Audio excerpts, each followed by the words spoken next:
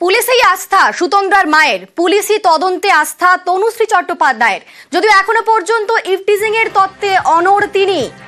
আপনাদের জানিয়ে রাখবো, রবিবার গভীর রাতে পশ্চিম বর্ধমানের কাঁকসার পানাগড়ের রাইস মিল মোড়ে গাড়ি উল্টে মৃত্যু হয় ইভেন্ট ম্যানেজমেন্ট সংস্থার ম্যানেজার এবং হুগলির চন্দননগরের বাসিন্দা সুতন্দ্রা চট্টোপাধ্যায়ের। এবং তারপরেই তার মৃত্যু নিয়ে একাধিক প্রশ্ন উঠছে।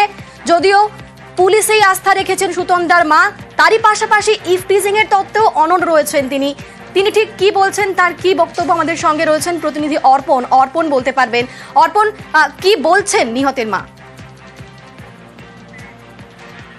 একেবারে নিহতের মা তিনি কিন্তু বারবার যেটা দাবি করতে, যে মেন অভিযুক্ত যারা এই ঘটনা ঘটেছে তাদেরকে অবিলম্বে গ্রেপ্তার করতে হবে এবং মূল অভিযুক্তকে পুলিশ আড়াল করার চেষ্টা করছে। কারণ কাকসা থানায় এসে বারবার এই ধরনের কিন্তু মন্তব্য করেন, এমনটাই অভিযোগ করেন তরুণীর মা। আমাদের সঙ্গে থাকো তুমি। পুলিশেতেই আস্থা রেখেছেন সুতন্দ্রা মা, সন্তুষ্ট রয়েছেন তিনি পুলিশের তদন্তেই। তবে এখনো ইভটিজিং এর তত্ত্বে অনড় রয়েছেন তিনি। ইভটিজিং না হলে কেন গাড়ি তাড়া, প্রশ্ন তুলেছেন নিহত সুতন্দ্রা চট্টোপাধ্যায়ের মা এবং তারই পাশাপাশি দোষীদের কড়া শাস্তির দাবি করছেন তিনি।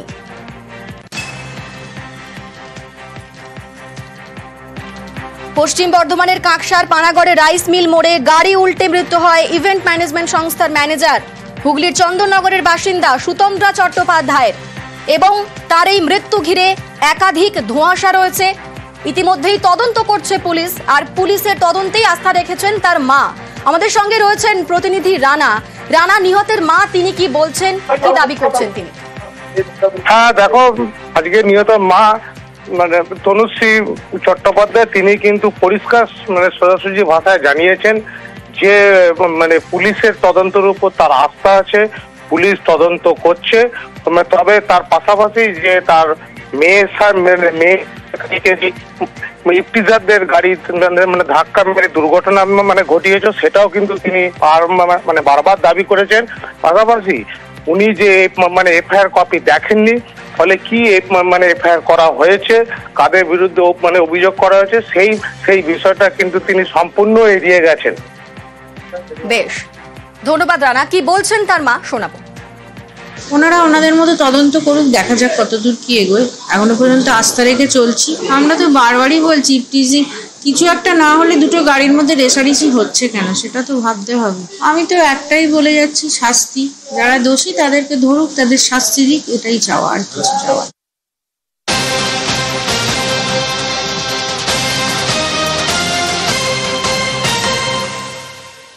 অপরদিকে সেদিন যিনি গাড়ি চালাচ্ছিলেন বাবলু যাদব, তার বাড়িতে পুলিশ। সাদা গাড়ি চালাচ্ছিলেন বাবলু যাদব। বাবলুর গাড়ি সুতন্দ্রার গাড়িতে ধাক্কা মারে বলে অভিযোগ। ঘটনার পর থেকেই ফেরার বাবলু যাদব এবং শীঘ্রই বাবলুকে গ্রেফতারের দাবি। আমাদের সঙ্গে রয়েছেন প্রতিনিধি অর্পণ, কি খবর পাচ্ছি?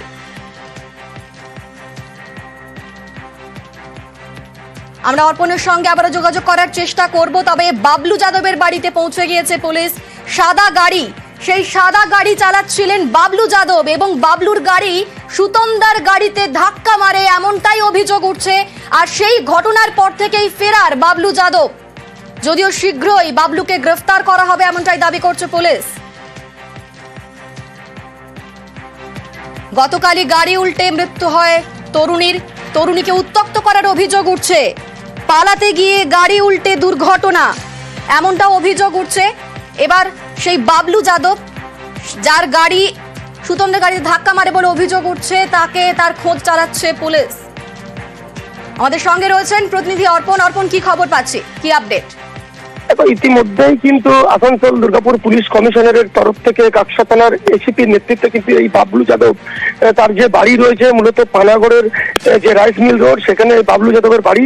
এই বাড়িতে কিন্তু বাবলু যাদবের খোঁজে পুলিশ চায় এবং সেখানে কিন্তু বাবলু যাদবকে বাড়িতে পাওয়া যায়নি। তিনি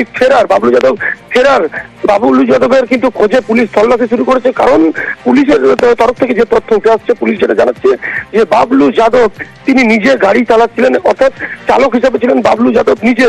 এই তথ্যও কিন্তু পুলিশের হাতে উঠে এসছে এবং বাবলু যাদব এখনো পর্যন্ত ফেরার। যদিও পুলিশ আশ্বাস দিয়েছে যে যতই শীঘ্রই সম্ভব এই বাবলু যাদবকে গ্রেপ্তার করা হবে, এমন এমনটাই কিন্তু পুলিশ জানাচ্ছে। বেশ, গাড়িটাতে বাবলু যাদব ছিল তো, গাড়ি চালাচ্ছিল। হ্যাঁ, আমরা বাবলুকে ধরে দিতে পারবো।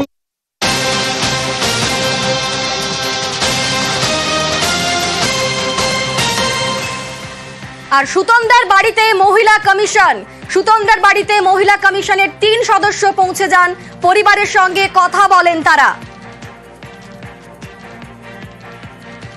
আপনাদের এখন আমি যা বলতে বুঝতে পারছি যে সুইফট পানিশমেন্ট আপনি চাইছেন, একদম সুইফট এন্ড ডেফিনিটিভ পানিশমেন্ট। আর পুলিশের আমি এটুকু বুঝতে পারলাম যে মনিটরিং অফ রোডস, এটাও আপনি হ্যাঁ ফিউচারে যাতে মনিটরিং রোড এবং ওপেন মদের ব্যাপারটা বন্ধ হোক। আমার মেয়ে তো ফিরে আসবে না, কিন্তু আরো তো মেয়েরা তারাও তো রাস্তা দিয়ে যাচ্ছে, তাদেরও তো বাইরে কাজ করতে হচ্ছে, কেউ তো এখন ঘরে বসে থাকবে না। কতখানি বেয়াদবি, কতখানি তার সাহস হলে, তার পেছনে ব্যাকগ্রাউন্ড কত স্ট্রং হলে তবে সে এই কাজটা করতে পারে। মুখ্যমন্ত্রীকে বলবো যে একদম ট্রান্সপারেন্ট বিচার দিন।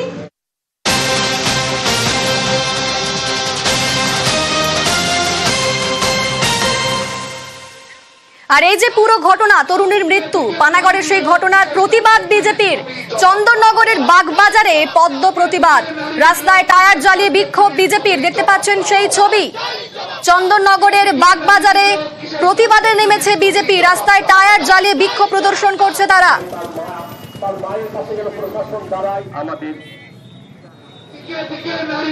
কিসের স্বার্থে পুলিশ তুমি জবাব দাও।